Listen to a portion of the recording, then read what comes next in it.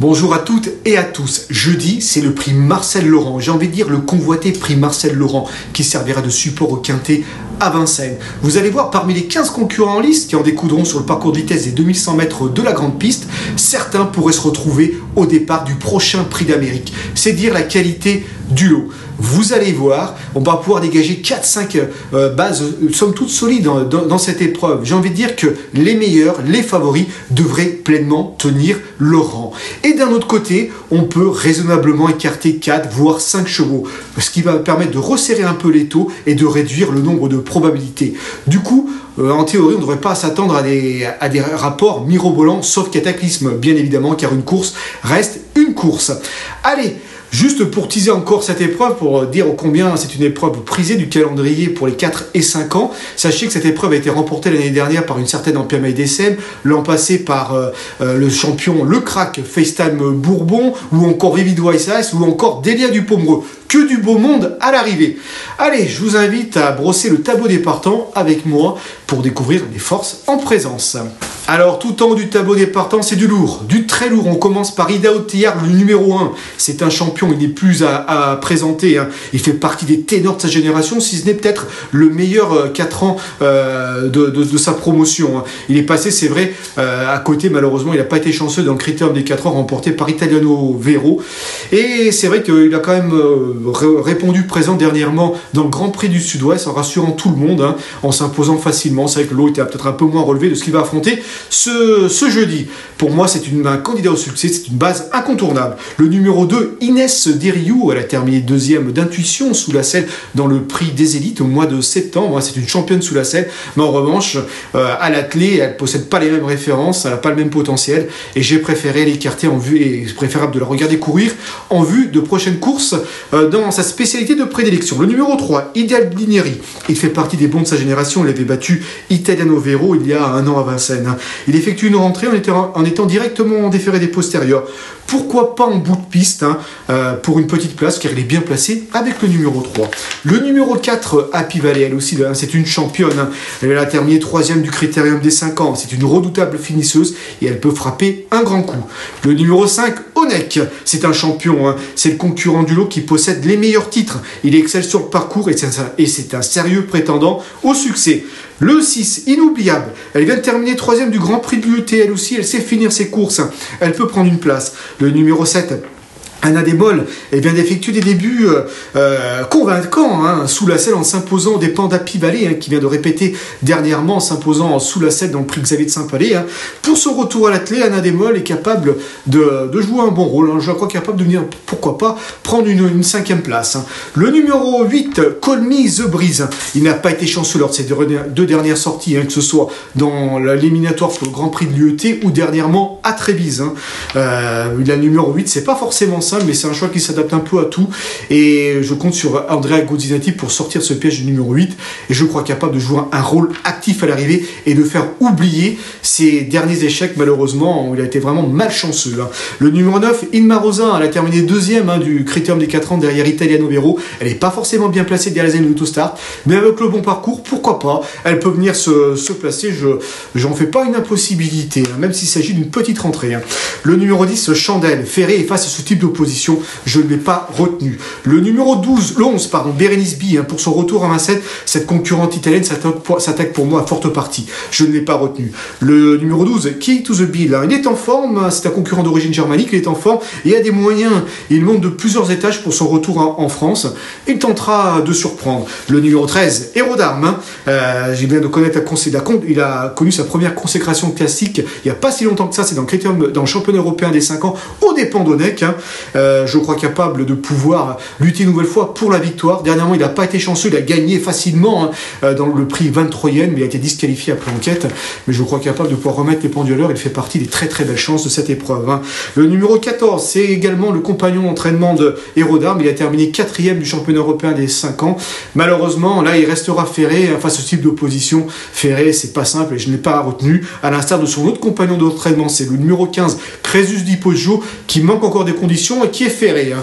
Donc je l'ai écarté également de ma sélection. Allez, il est temps maintenant de passer au papier.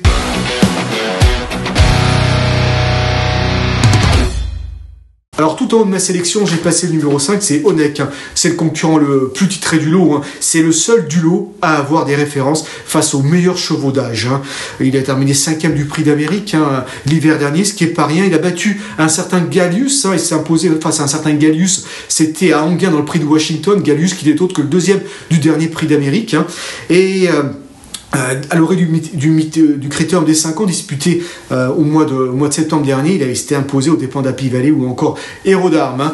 Et c'est un concurrent qui excelle sur les parcours de vitesse. D'ailleurs, j'ai un premier chiffre à vous proposer sur ce parcours-là, ces 2100 mètres de la grande piste. En juin dernier, dans le prix René Ballière, le convoité prix René Ballière, il terminait 3e du Vivid Waisas et Étonnant, qui sont les deux premiers, les deux des meilleurs chevaux européens à l'heure actuelle, en trottant sur ce parcours dans l'excellente réduction de 1,94. Il n'aurait qu'à répéter cette réduction pour s'imposer dans cette épreuve. C'est vrai que c'est incroyable. Retenez bien ce chiffre, 1,94 sur ces 2100 mètres de la grande piste. D'ailleurs, c'est le seul concurrent du lot à être descendu sous la barre des 1,10, ce qui montre quand même son talent et ce qu'il est capable de faire sur ce parcours-là. J'y crois beaucoup. Il a numéro 5, ça va être une position de choix par rapport au critérium, au championnat européen des 5 ans, il était obligé de s'élancer à l'extérieur de la première ligne. Là, il est plutôt bien placé, c'est un des meilleurs numéros. Donc j'y crois beaucoup, je crois qu'il est capable de renouer avec la victoire après sa 2e place dans le critérium des 5 ans et dans le championnat européen des 5 ans. J'y crois beaucoup, c'est un cheval véloce, maniable et il a tout pour plaire. Le numéro 1, Ideotiar. Alors lui aussi, j'aurais pu le placer en tête de ma sélection, mais j'ai préféré, comme je le disais en préambule, privilégier l'expérience de Honeck, notamment au plus haut niveau, face aux chevaux d'âge. Alors en mars dernier, il avait connu la consécration classique, sa première consécration classique, donc dans le prix de sélection, notamment en battant Honeck, qui terminait 2e, et Honeck lui rendait 25 mètres. Il n'avait pas pu lui rendre la distance. Il s'imposait vraiment dans un superbe style, très prometteur. Il est promis bien sûr un bel avenir, cet idéal de Tillard.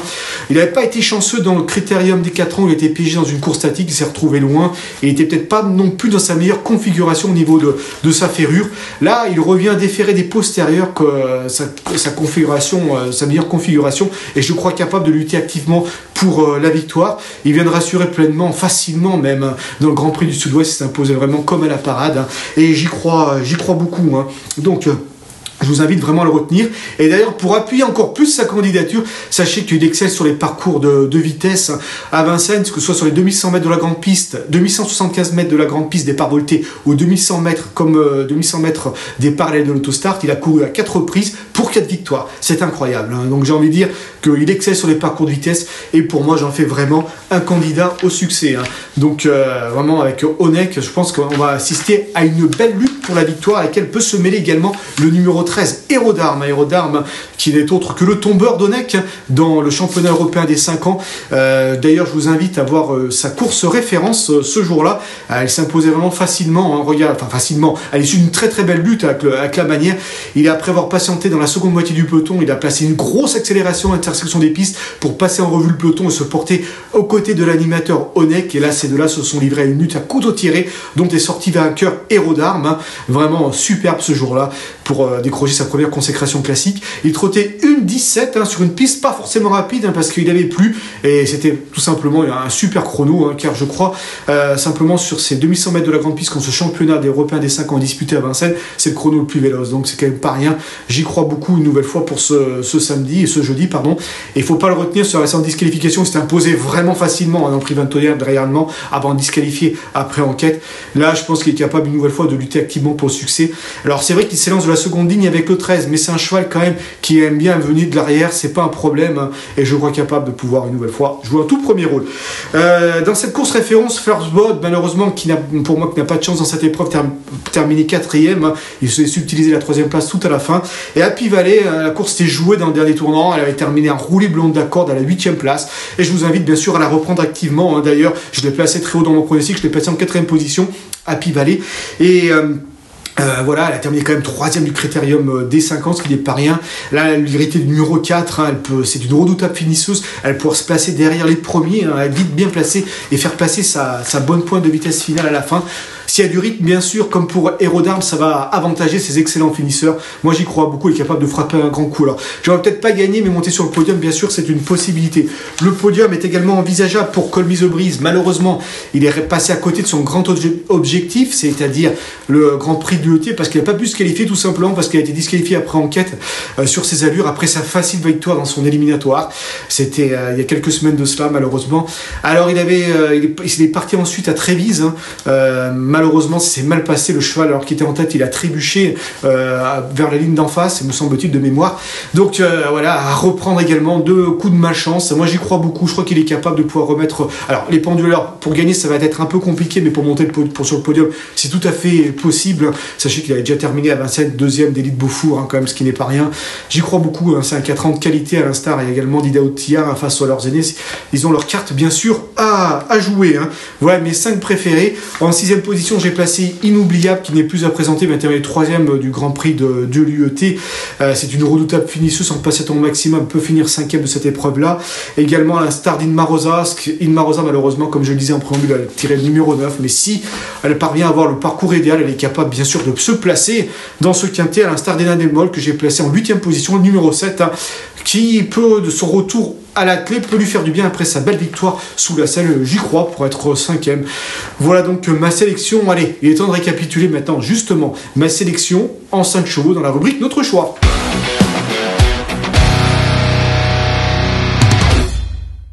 Allez, tout au long de ma sélection, j'ai placé le numéro 5, Honnête, suivi du 1, Idaho Tia, suivi du 13, Hérodarme, suivi du 4, Happy Valley, et suivi du 8, Colby the Breeze. Petit cheval du jour, je vous propose le concurrent d'origine transalpine, c'est Dardo Zach, c'est le 308. Alors c'est un concurrent qui avait terminé l'hiver dernier 4e du prix Maurice de Guest, derrière un certain Just Gigolo, Jack Strick ou encore Deus Zach. Dans son pays, compte quand même, il a déjà affronté les meilleurs de sa génération. On l'a vu également devancer il y a à peu près un an de cela un certain Deus Zach. Deus Zach qu'on a vu en France briller, s'imposer dans le prix Henri Cravoisier et également le championnat européen des 3 ans. Je pense que voilà, si on laisse Rochadoro l'envoie en France et qu'il est mené par Mathieu Adrien-Brivard, c'est qu'il a quelques ambitions. J'y crois, je sais pas, alors peut-être pas pour la victoire, mais au moins monter sur le podium, j'y crois. Alors donc n'hésitez pas à glisser dans votre sélection. Eh bien écoutez, chers amis, je vous remercie de votre fidélité et au plaisir de vous retrouver pour une nouvelle émission de 100% Quintet.